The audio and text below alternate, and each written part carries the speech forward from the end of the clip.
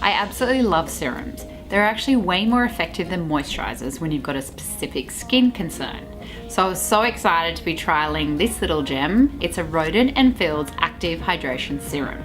The thing with serums is that they can penetrate your skin deeper, and that's where they play out their benefits.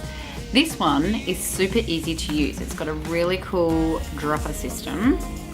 But the thing is, the liquid's not runny or messy, so you're not actually gonna waste any. So you only need a few drops. Basically, you drop it onto your skin and just massage it in. The liquid is really lightweight and it's not sticky at all, so it feels really nice to put on your skin. It contains one of my favorite ingredients, hyaluronic acid, which is all about adding moisture back into the skin. So it's all about plumping this skin up, which is great. I've been really diligent in using it. It's probably been about a month now that I've been using it morning and night. It instantly made my skin look brighter and more moisturized, and it's kept that up. Will I continue to use this? Yes, it's actually a solid inclusion in my skincare routine, and I would recommend it to anyone that's looking to make their skin more hydrated and brighter.